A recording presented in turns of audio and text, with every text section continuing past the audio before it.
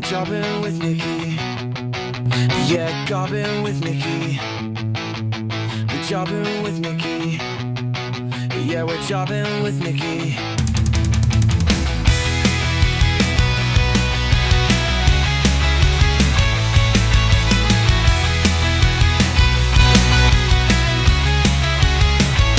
Welcome to this episode of Jobbing with Nikki.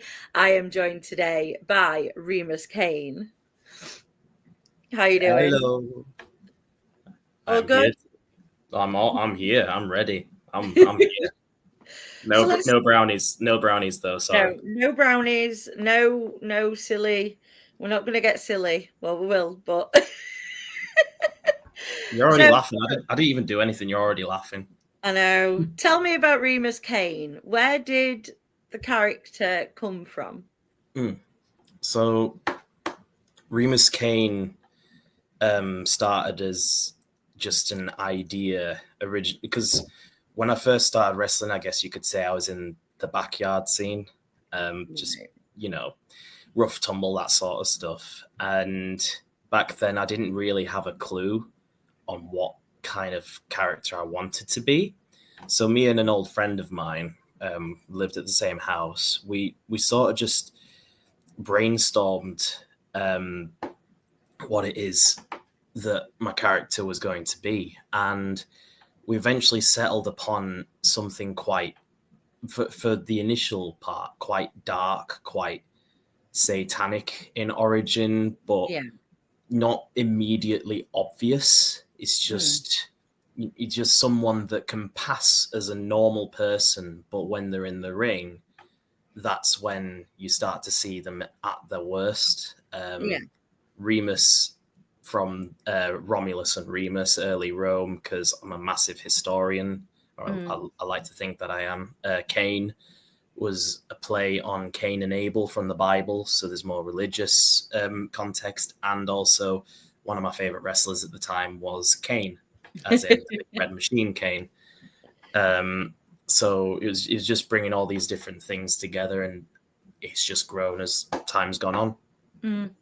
Like you say, I think it is a good character for, when you're in the ring, you've got that dark, vicious side to you that it translates well to the fans. The fans can get behind it. Well, not behind it, but you know what I mean.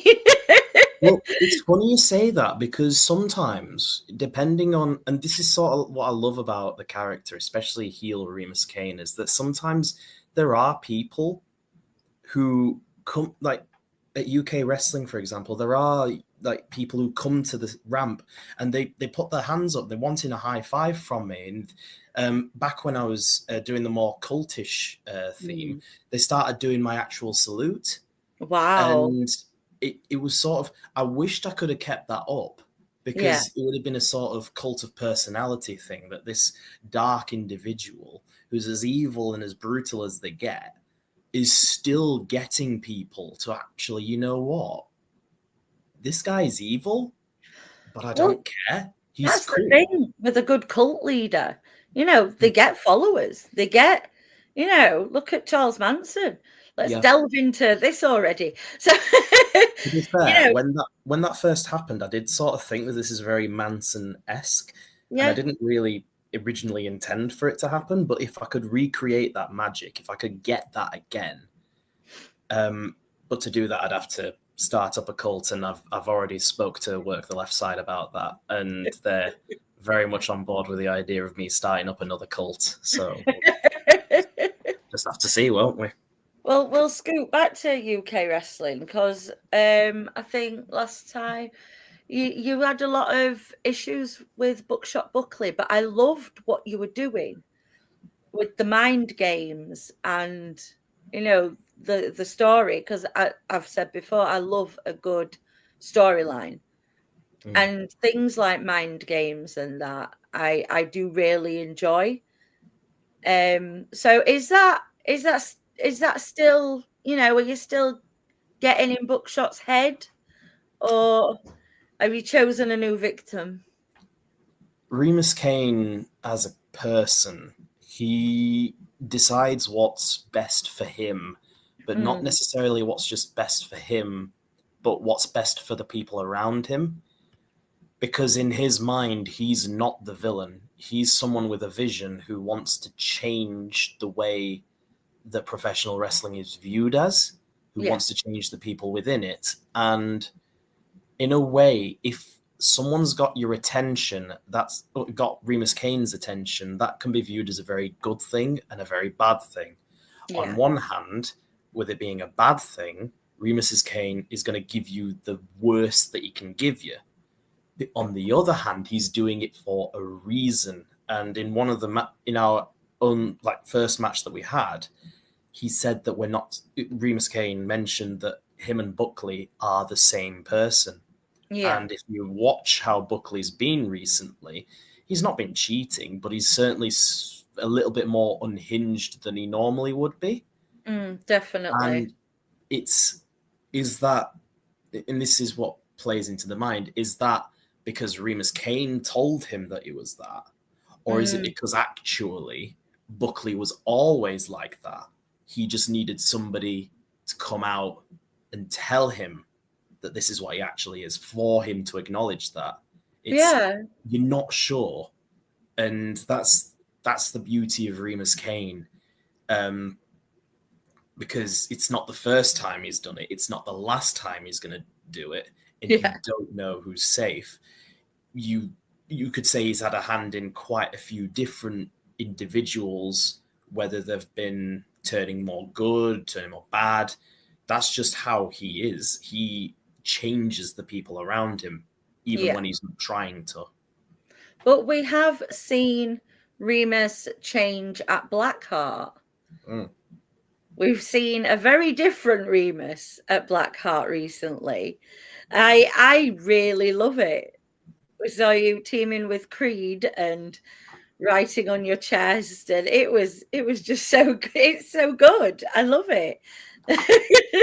Well, that side of Remus is exploring another aspect in that the darker Remus, the cult, the manipulator, as Tommy Dillon called him, and then you have the actual person who's family oriented, who believes in doing the right thing, even if it costs you everything, who would happily put himself on the line to make sure that everyone else around him is okay.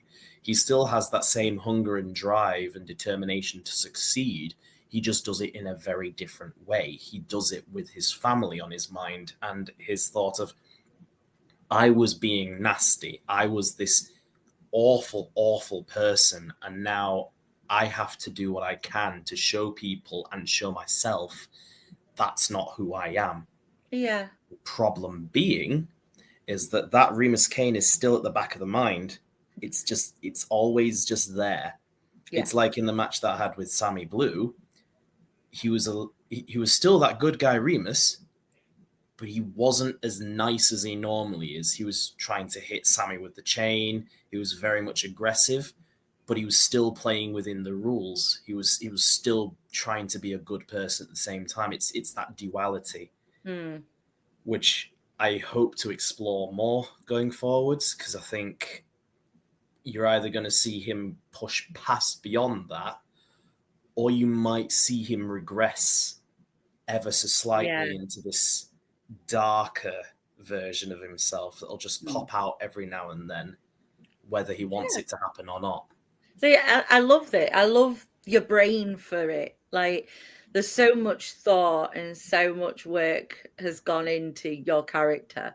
And I think that's fantastic, because I think that's what wrestlers should do. They should put this work in. They should be sat at home thinking, what can I do next? Where can I go with this aspect of my character? And the fact that you've got all this in your mind speaks volumes, that you know what you're doing. You know how to get the crowd behind you, against you. You know, you can do it. I think that's brilliant. I just wanted to get that out there. No, that's very kind of you to say. Even if I'm not the best wrestler, or I don't have the fanciest moves, I know how to wrestle, but my strength is in my character work, I think. If I don't toot my horn, but if I'm going to do it, I'm going to do it for that. Because I feel more comfortable as a heel as getting the crowd against me. But recently I found that actually it's different. It's harder, but it's different. And it has its own ease to it being a face at the same time. And I have heard that being a face is harder. It's a lot harder to get people on side. Because if they don't like your look, or they don't like your character, or they don't like something that you do, they can very easily just not give you any reaction whatsoever. And no reaction is worse than being booed. So it's just, I'd much rather be booed than have no reaction at all. Yeah. Which is why when I initially started, I decided, okay, I'm going to be a heel. If I'm going to do anything, I'm going to be getting people to boo me. So then I don't have to worry about that. I can just come in, do some nasty stuff, and I'm bound to get a reaction from that. And that's a good way of looking at it, though. You know, come in as a heel, like you say, it's easier to get them boos than it is to try and get the crowd to love you. Especially if you're not sure what to do with that. I remember my first match was in a steel cage. It was 2-on-1 handicap at UK Wrestling. I know, right? Were you in the deep end or what? It's properly in the deep end with this one, but thankfully it was actually a really good match.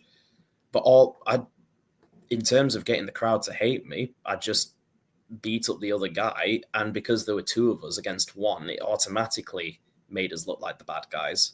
And we were the bad guys, and we just needed to shout at the crowd, get them going against us. And you know what? Despite it being my first match, and I had some hiccups here and there, and a couple of matches after that, but I grew from that. And eventually we got to the point where we were challenging at the time the top tag team in UK wrestling consistently for like 3 pay-per-views in a row. And I wish I'd have kept that tag team. Circumstances happened that I'm not going to go into. But it's like, it was just from that getting to there. Yeah. And it was a massive journey that the crowd were with me on. And now at UK Wrestling, every time they see Remus Caine, it's not this guy again. Oh, God. You need to get a bigger chain. Because every time you come out and CJ's out there, he's like, my chain's bigger. So you need to get a bigger chain, one that's bigger than his. And I think we should just keep going with it. Make it a comedy thing. Like you get a bigger one, then he gets a bigger one, and then you get an even bigger one. Yeah, but the thing is that it's not about the size of the chain. It's about how you use it that matters. And I'll be honest, I'm a bit more successful with my chain than he is. So, you know. There we go then.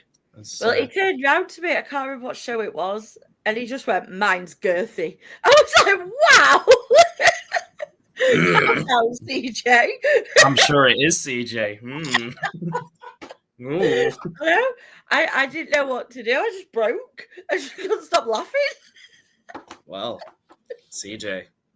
But there is a good group of guys there. And I hope we do see you back again. And, you know, I want to see more with Buckley.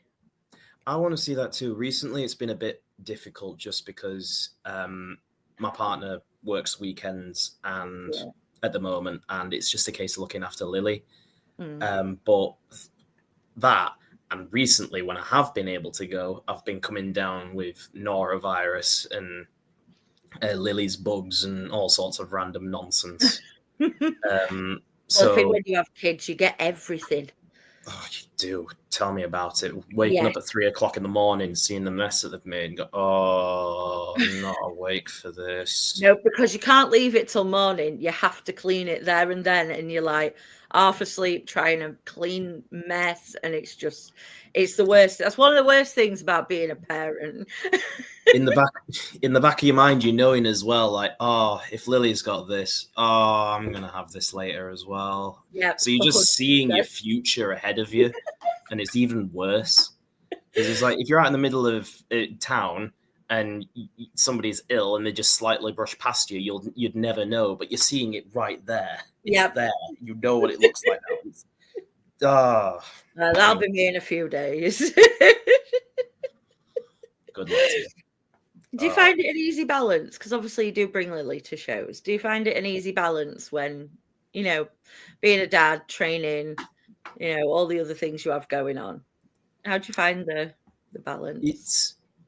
It's I'm not going to say it's difficult, but I'm not going to say it's easy either, because ultimately I'm giving my all into doing both my wrestling and being a parent, because I mean, maybe it's a bit TMI, but when I was younger, I won't say I had the worst family life in the world, but it was fractured. You know, my dad was over here, my mum was over there. They were having partners of their own. I was caught in the middle as they were spouting off at each other. If anything, it was like a WCW storyline. But it made me appreciate now, with my partner Jen and with my daughter, that ultimately I will always have wrestling right here. It is my lifeblood. If it wasn't for wrestling, I'm not sure I'd actually be here. But at the same time, it has to be shared with Lily and Jen and my family. And if somebody put a gun to my head and said, choose between my family or wrestling, I think anybody who has a family would choose their family first. I love wrestling, but if a little bit more of my time is dedicated towards looking after my family, I'll do that. But I'll also go out of my way to make sure that I'm keeping to my bookings, that I'm doing the best performances I can.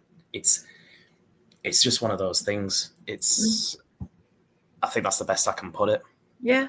Well, when we were at Kmart and you and Jenny were both in the ring getting attacked, I was trying to watch you guys, but I couldn't stop looking at Lily. And I was like, oh my God, her mum and dad are getting attacked in the ring. I'm like, how is she handling this? Like, I was just like watching her the whole time. Knowing Lily, she would either have been daydreaming or she would have been cheering the fact that I was being beaten up. So I kind of prefer if she's daydreaming, to be honest, because then at least I'm getting somewhat of a sympathy look from her, even if it's not actually at me. But you bring up Kmart. It's funny because I've been wanting to do something like that for a while. And I know it's one of those things that's always a bit personal to involve your family, but I think some of the best storylines are ones which it has that personal stake in it. Yes. Don't get me wrong. I think if somebody comes along and says, oh, we're going to put you two into a feud together, it's going to be for this title. It's like, yeah, that works. You two can still pull off a really good story. But if you've got a personal stake involved, whether it's a family or priceless object or something that has a bit of, it has a bit of extra stake to it. Yeah, it gives the fans that extra thing to be on your side for. Like, oh my God, they've cornered, they're making his partner watch while he gets beaten up. It's, it gives that extra emotional aspect to it, which I really like.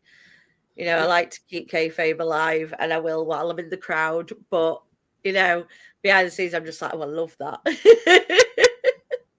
It's specifically at Kmart, it felt quite nice. Obviously, in the moment, I've got to be acting like, oh my God, my wife's going to get beaten up. I'm going to go in and get beaten up myself, but at least I'm protecting them. But actually looking at it afterwards, because I was born and bred in Barnsley, wrestling in a place I grew up in, because I actually lived in Mapplewell for a good few years. I literally down the road from where that town hall was. And then doing that show with my family, doing it with people that I know, it felt really personal. It felt really good. More than good, actually. It was amazing. Because the match itself, it was a tag team match. It was me and Aidan against Shawol and Dante Durden. And you look at that on the paper and you think, oh, there's not really much to it. But actually, going into that show, for me, it was a really important match because I'm wrestling in front of a crowd of people that can all turn around and say, hey, he's one of us. He's from Barnsley. He represents us. And I get they already have that with Rex Heartless, and he's great as their champion. But I think I bring something a bit different, which I never thought I'd say with Remus. It's that underdog fight. Yeah. And I never would have thought. You and Rex are completely different, like characters and overall completely different. But it must feel nice that Jenny, like, kudos to her for, getting involved and being part of it. Like, it must feel so good when you can share stuff like that with your partner. Absolutely. You feel less, I don't know, alone in the whole thing. You have your friends within wrestling, I'm sure, and it's like, but your partners are different. It's a different level to it. Yeah, because, I mean, other wrestlers can sympathize with this. My family overall is actually not too keen that I'm a wrestler. Right. Especially on one half of my family, because they saw Owen Hart one time and they think that's what's going to happen to every wrestler. Right. And, okay. They've always been encouraging me to not pursue wrestling, in always trying to drive me down other paths. And it was sad for me, because it's like, well, this is the only thing that actually makes me happy, that's away from my family, away from my friends. I'm not going to trade this in. I'll never trade this in.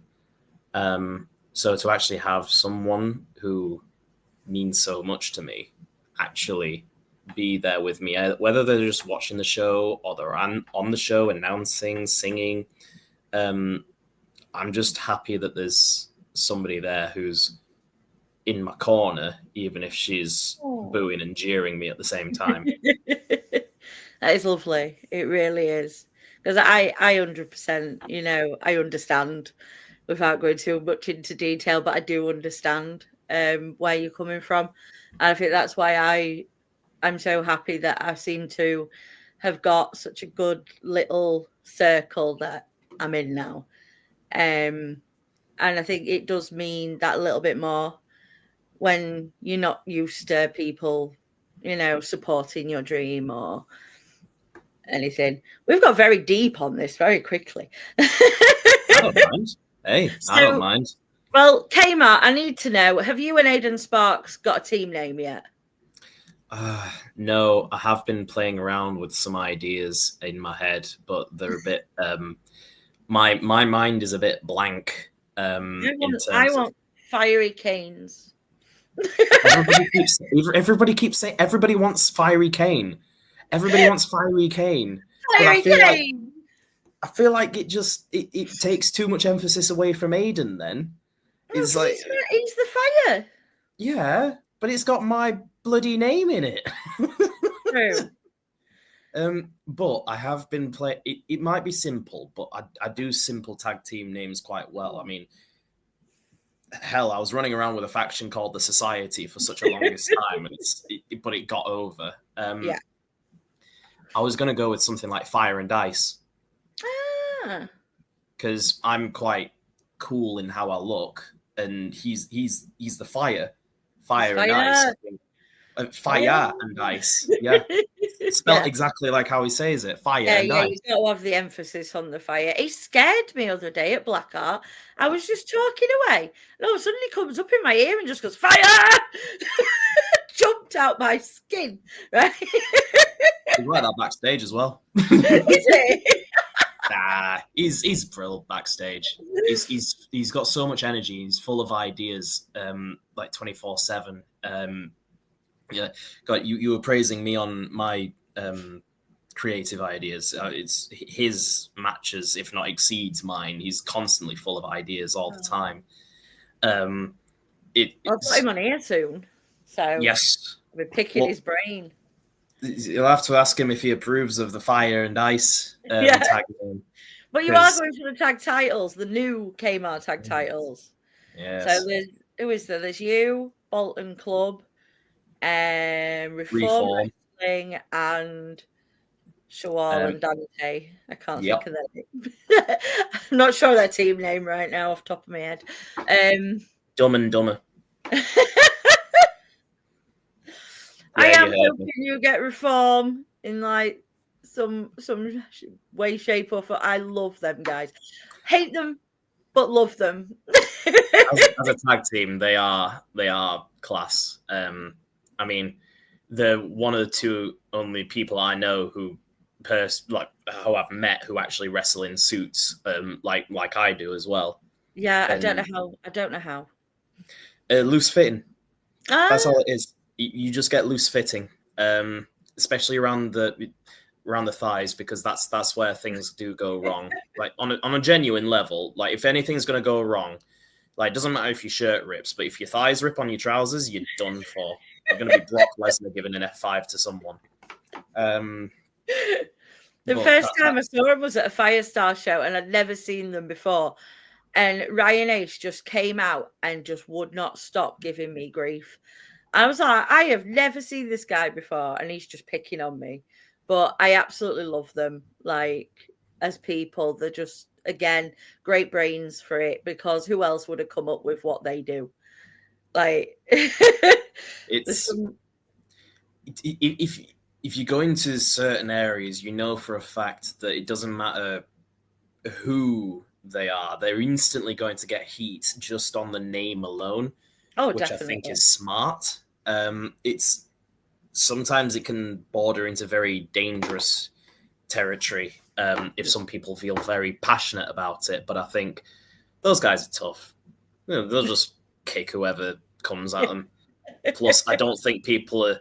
It's not. We're not living in 19s Japanese wrestling crowds who throw chairs at people that they don't like coming out of the ring. So I think they're all right. I think they'll be fine. Yeah, I'll come to Kmart, start throwing chairs at them now. Oh, don't, because it's going to be like ECW all over again. Stop throwing chairs into the ring. And it's just me with a bunch of chairs aiming at reform. You'll just be spinning around, and Mark will just be handing you chairs, like every arm's just grabbing one and just coming in. Oh, he can't. He's got to film it. All right, I'll feed you the chairs then. I'll come out and give you the chairs. Highlight reel of me just throwing chairs. I do it like Peter Griffin though with the boat, just like bye. So you briefly touched upon the society. So that was you and so there is one name that's not going to be mentioned, who was a society member. We're putting them over in the blacklisted corner. They can stay over there.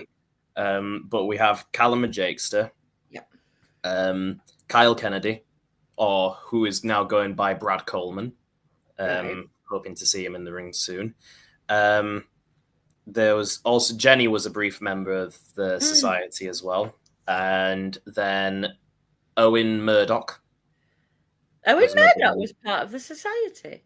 Owen Murdoch was part of the society. I don't know that, and I should. I'm his mum, but you will have to ask him about this. He's been doing naughty things behind your back. He's been doing very terrible things behind your back. He is grounded. Yep. Sorry, Owen. Then there was also Leo McLean and Oracle Bella as well. Oh, yeah. Who were part of the society. I was hoping to try and grow it. I really wanted it to be like a society, like a proper society of individuals, one that could actually, if they were used right, take over a place. But then, like, the scrappy underdog faces to come up and beat the hell out of all the society members and take control of the place back. That's what I was aiming for. You can always bring it back. Yes, it's just either getting all those people in the same ring or, again, expanding so there's different people involved in it. But although I do now want to see Aidan Sparx with the angry panda eyes. You don't need angry panda eyes to join the society. It was just a style choice. It was just a style choice. Or his can be bright orange. Bright orange. Well, I'm sure if I pitch it to him correctly, he'd probably be very interested. He probably would. Right, we're going to play Name That Caine. Name that Caine. Okay. Name that Caine. 10 questions. You just have to guess who or what I'm talking about. I've made a little graphic. I shall insert it here.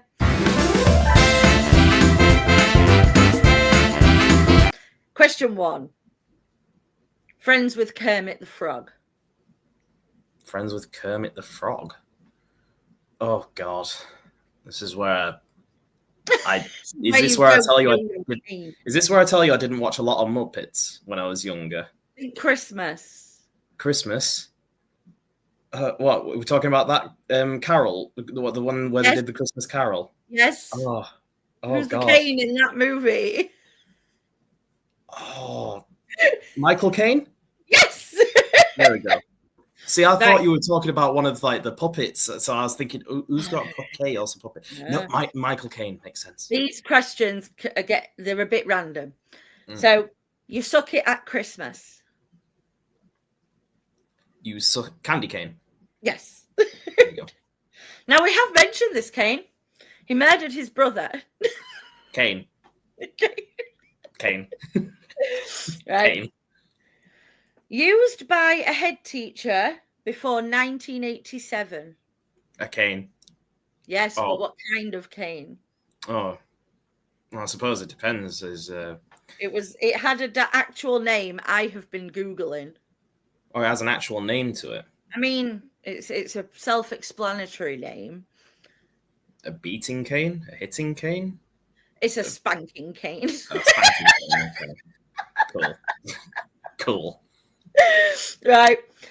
Was first a dentist. Cane. Yes. The bloody Dr. Is it Yankovic? Isaac Yankum. Yep. Isaac Yankum. There we go. Now this one's a bit, well, it might not be very difficult depending on how well you know your Marvel. But I did a lot of Googling.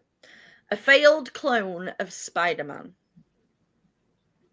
Oh, a failed. Oh, there's so many actually. Because then there's. Is it Scarlet Spider? It is, but what's his real name? Oh, I don't actually. I only know the actual hero Think of the name of the game and Well, is his? Don't tell me his first name is Caine. Yes, and it's the last name of Peter. Caine Parker. There we go. Right, I'm starting to. Okay. Right, movie starring Orson Welles. Is it? Don't tell me it's called Caine. It's something Caine. It's a very, very famous movie. Hurricane? I don't know.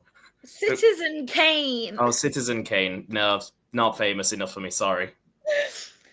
A soap character played by Jeff Hordley. Is it last name Kane or first name Kane? First name Kane. Kane. And what was the name of the actor? Sorry. Jeff Hordley. Jeff Hordley. Emmerdale. What was he in? Emmerdale. Emmerdale. I don't watch Emmerdale. I actually wouldn't know. You don't know the famous family from Emmerdale? I have not watched a single episode of Kane of like Emmerdale at all. It's Kane Dingle. Oh, Kane Dingle. Okay.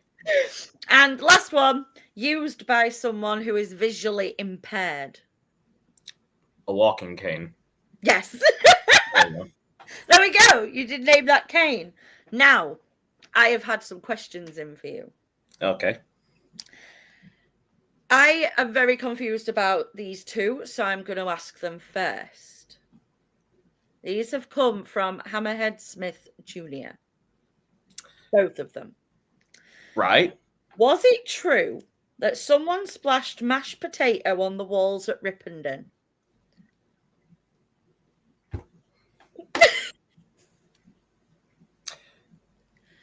Okay, that is a really weird question. I'm not sure why you're asking me. I wouldn't know. I'll be completely honest. This is the first time hearing. This is the first time hearing about this. I didn't realize we had a cereal mashed potato thrower Well, the the ripping. next question's even weirder. I just thought that you both did both these things. I thought you did both these things. Was it true someone was shouting at a cheese and onion pasty? I mean, maybe. I just assumed that you did both these things. If he thinks I do these things, I don't think he knows me that well. I mean, I love you, Hammerhead, but I don't think you know the kind of person I am, and I'm not the kind of person who likes to throw mash at walls and shout at pastries. I mean, I really want to know why someone was screaming at a cheese and onion pasty. Is it something that he did? I don't know. I feel we need to find out. Someone needs to comment on this and tell us. Rob. Yes. Firestar Rob, what are you hiding from us? What are you hiding? What's this by about the mashing sound walls? of it? He hides lunch. I'm going to be seeing him on Sunday. I'm going to be asking him about this. I'm going to be asking him who's been shouting at. I'm going to be asking him about these shouting at pastries, throwing mash at the walls. This sounds like it needs sorting. A serial mash thrower. Yeah, can't waste good mash. But you're there Sunday. I'm there Sunday. Yes. So I'll see you Sunday. You'll Now, see me Sunday. You'll never guess who sent this one in. How much do you love KT Gold? Guess who sent that in? Next. KT's cool. If out of the ring for a sec, he's cool. I mean, obviously, I'm friends with his dad. I'm friends with him. I'm friends with a lot of his family. He's cool to work with. Got a lot of energy behind him, and for his age, really talented. Yeah. It's a pleasure to have worked with him a few times. It's just a shame that we've never actually had a one-on-one yet, a proper singles match. We've always either been in multi-man matches or tag team matches. Yeah. And I think, give us a ring where it's just me and him. I think we could actually do something quite cool. But you'll have to challenge him for one of his many belts. I mean, technically, I do own one of them, so I'll just have to. Either I go for it, or I get somebody young blooded enough for it to go after it. Don't send knowing Murdoch. He lied to me. Oh, no, he's already my Northern Division champion. Oh, yeah? My boy's already Northern Division. I'll find somebody else. And who is your favorite Disney villain? Ooh. Now, I assume a lot of people will probably, he's going to go for a classic one. He's going to go with Scar from The Lion King, or, he's going to go a bit more recent with Dr. Facilier from Princess and the Frog. Actually, one of my favorite Disney villains is Judge Frollo. Oh, The Hunchback of Notre Dame. That is very out there. And I'll tell you why. And it's, again, all to do with character. All of the villains have songs of their own, and it perfectly exemplifies who they are as a character and what their motives are. Judge Frollo's song doesn't hide the fact that he himself knows that he's a villain, that he's evil, he's done awful things, but he hides it behind his faith, his belief that he's doing this for higher purpose. So when he gives us this image of Esmeralda, this chance to either be with him or to die at the fire, it's he recognizes inside that he may not like gypsies, but he longs for Esmeralda. He shouldn't, and he knows he shouldn't, but he does, and it shows him so broken as a character. But that's why I love it, because he's not a perfect villain. I wasn't expecting that answer. That was beautiful. Who did you think I was going to say out of curiosity? Cruella de Vil. I don't know why. You want my honest opinion? straight to Cruella de Vil. You want my honest opinion about Cruella? Well then. She's basic.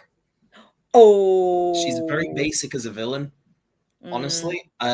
Like, don't get me wrong, I think she's great, but there's nothing beyond her between being posh and having a sick fantasy of creating clothes from puppies. Yeah. That's, it's awful, but there's not much else beyond her. There's very little substance. I get you. I do. I'm an Ursula fan, always have been, but I think that's just me. I absolutely love her. If Frollo was at number 1, Ursula would be about 3 or 4. Like, she's just great as a villain, unapologetically evil, and she knows it. Yeah, but she's got a lot of style, a lot of sass, and you can sort of, not very much, but there is a little bit of sympathy because you do get the feeling that she was shunned, like almost immediately, but she doesn't really help her case. No.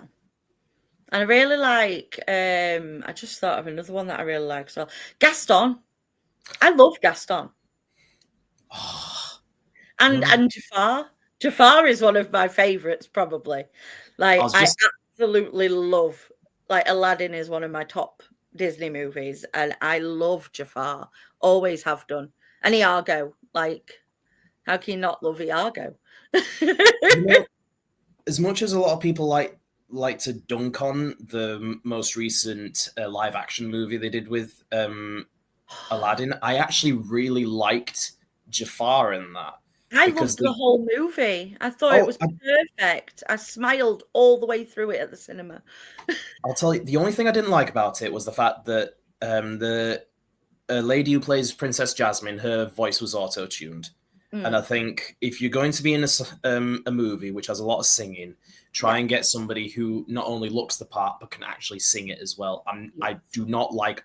I know that auto-tune can be used for certain things, but I don't like it if auto-tune is to help to fix something rather than to enhance.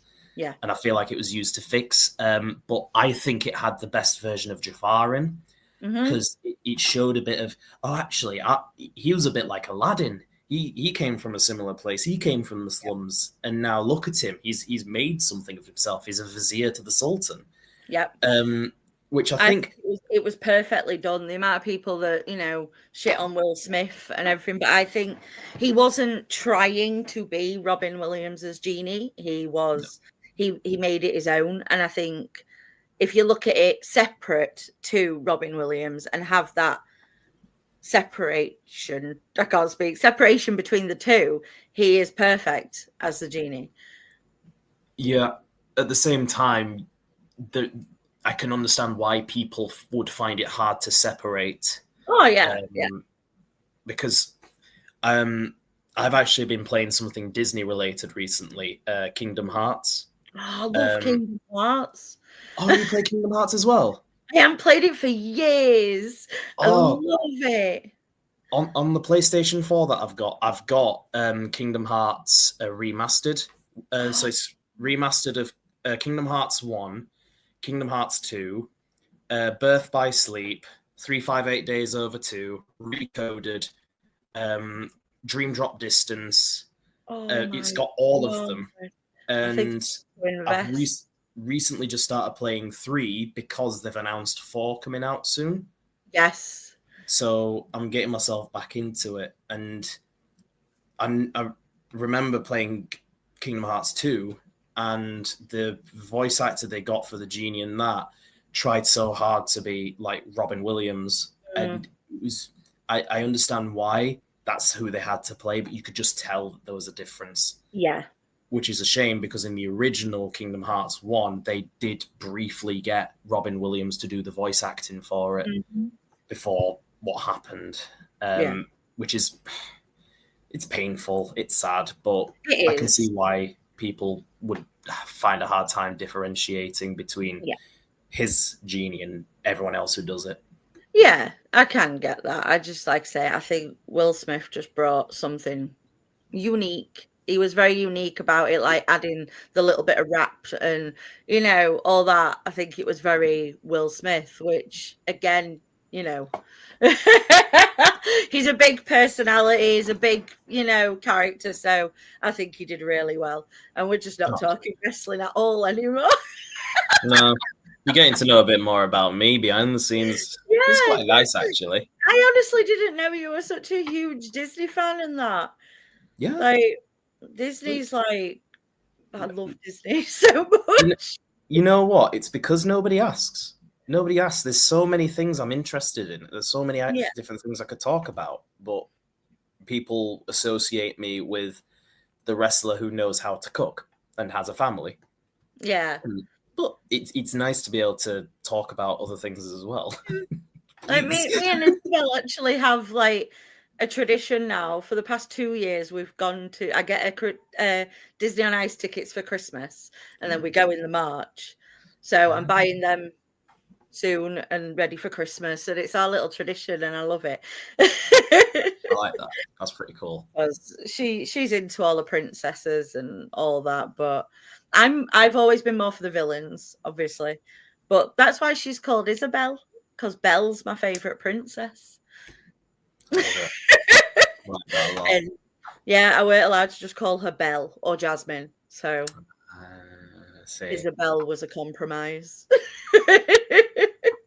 Well, there you go. The more you know. Yeah, I don't really hear people mention Kingdom Hearts anymore. It's not niche, but it's not like mainstream. Yeah, I think not as mainstream as it used to be. And it's a shame because if people could get past how the game actually plays, it's got a really good story at heart. Yes, especially in the first game. My God, for such an optimistic character, it's so depressing at the same time. Yeah, but it's that optimism that carries you through. Mm-hmm. Although I swear, I'm big into Final Fantasy, and then obviously Kingdom Hearts was like a mix of Final Fantasy and Disney, and that's like my two favorite things in the world. Somebody posted something that what if Kingdom Hearts was just a shared dream between the three main characters, and actually they were just playing a load of Final Fantasy. Oh my God! They were just in the middle of a dream when all this was happening. Oh, could you imagine? That's what number 4 is going to be. Don't jinx it. Please don't jinx it. My boy Sora needs to get back with Donald and Goofy, all right? They're trying to find him. He needs to... I found it when I first played it. I was like, my weapon is a key. This is incredible. Yeah. Like, that was one of the things that really got me because it was different. Because, like, your weapon's a key. How are you running around, killing things with the key? Well, I always viewed it as you're not actually killing things with a key. You're just unlocking the heart within them. That's true. That is very true. The heartless exist because they've stolen a heart. You're just taking the heart out of them. Now they no longer exist. That is a very good way of looking at it. See? Your mind is really, really cool. We should hang out more, Remus. I wouldn't mind that. I've been trying to find excuses to hang out with people. Please. I don't want to be a lonely bumpkin in my house. Please. Socialize. You love Jenny. Oh, I love Jenny and I love Lily, but they're encouraging me to try and go out and hang out with more people. So please, if you know me, I need socializing. Please socialize me. I need to socialize. Please help. So come on, we'll get back to wrestling. Any dream matches for your near future that you would like? By near future, I'm assuming people on the same circuit as me, just so I... Yeah, because, everyone's got the dream of going to WWE, to TNA, to AEW, and you've all got, your dream American matches. But let's talk people, same circuit, same promotions, any that people you haven't faced, you want to face? So, I've been on a couple of shows with this guy. and we've always been quite polite and friendly with each other. Jack Selstrom. Oh. I would like to get my hands on him. There's a few people actually, because it's like every show I go to, there's always somebody else that I want to go up against.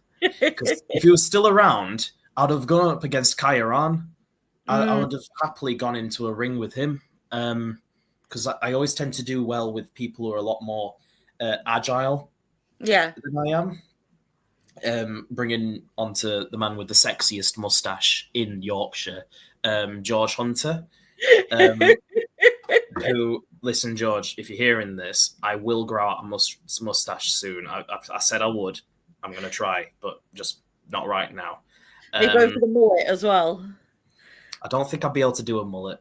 I've tried growing my hair out. It grows out like a mushroom. It's not. So did my son's. His grew out. We used to call him a microphone head, and then as it got longer, it's just dropped. But it's got perfect ringlets as well, so it like just fair I'm trying to think who else I'd love to go up against. God, there's a few. Because one thing I'm actually looking for right now, because I've always been up against people who are very similar size to me or like smaller than I am.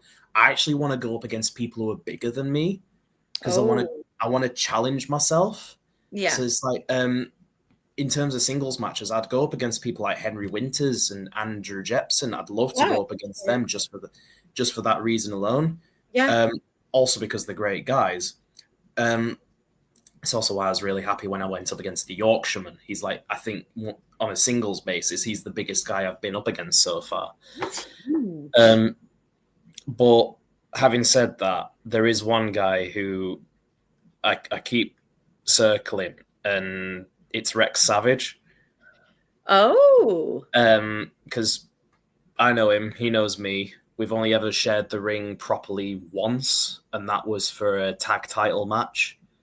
And I want to go up against him, mainly because I know that whatever I throw at him, because he's that strong, he can take it. He can throw me about the ring. And I can do the sort of match I've always wanted to do, where I am actually at a disadvantage here. Yeah. And I'm having to either be I heard you swearing earlier, so I'm assuming we can swear. It could be the uber bastard heel, or be the really scrappy underdog. Yeah.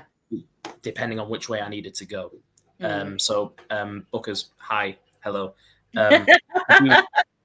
Could you sort those, please? I know one of you is a booker, so could you please? Let's get this booked. Let's make Remus Caine's dream come true. Sean only 2 because he's big. Oh, And, yeah. Yeah. Scary. Scary. He is! Have you seen Remus Caine when he's demented? I'm sorry. Scary doesn't quite cut it. Saying that, we need to get a one-on-one with CJ Calhoun as well. And a chain match. There we go. Oh, God, chain match. Yeah, why not? You and CJ in a chain match. Yeah. Let's make that happen. Go on, UK CJ, Wrestling, you're listening. Yeah.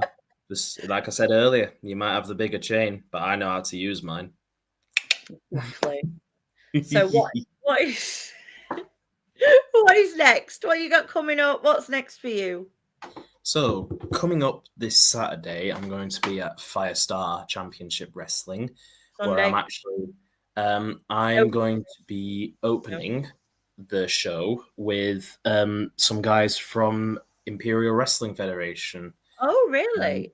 So Prince Dagon is one of them, because we've got some people who've attacked us recently that we need to be calling out.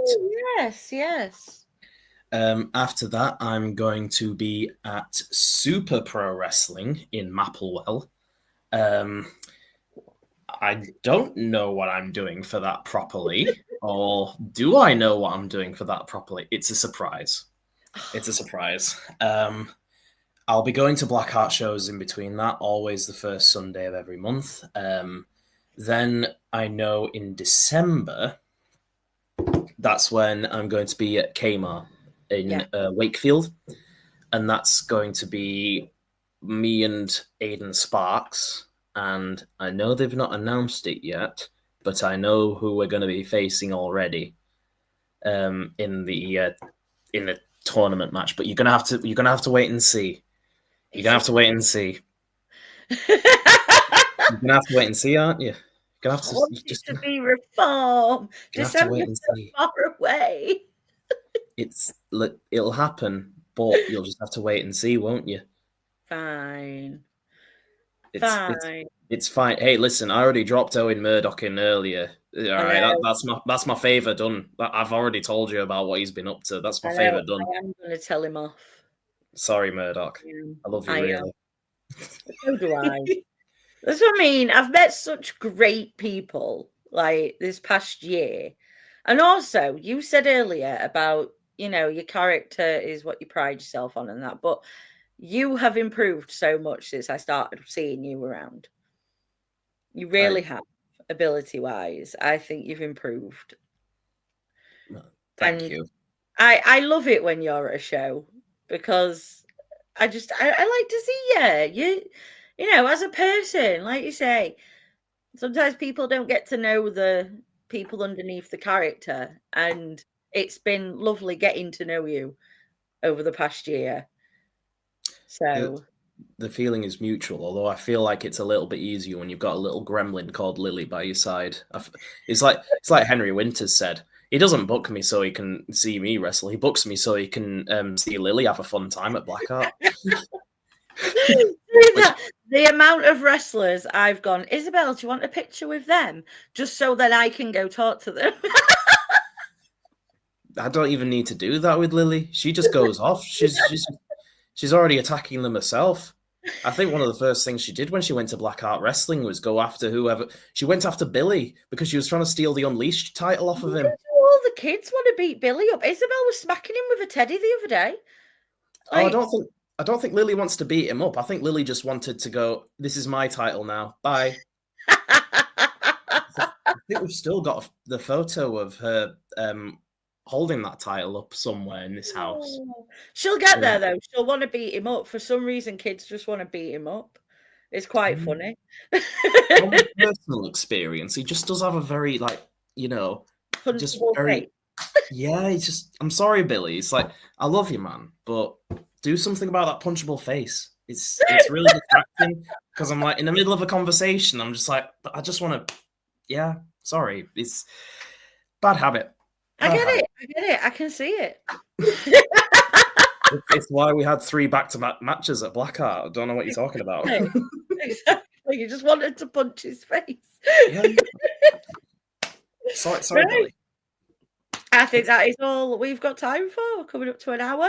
I was having fun as well. I was having a lot of fun. So we'll say goodbye to everybody, and then you can tell me who you've got in that tournament match when we get off camera. Yeah, well, go on. Thank you for watching. I have been Nikki. This has been the incredible Remus Caine. See ya. Bye.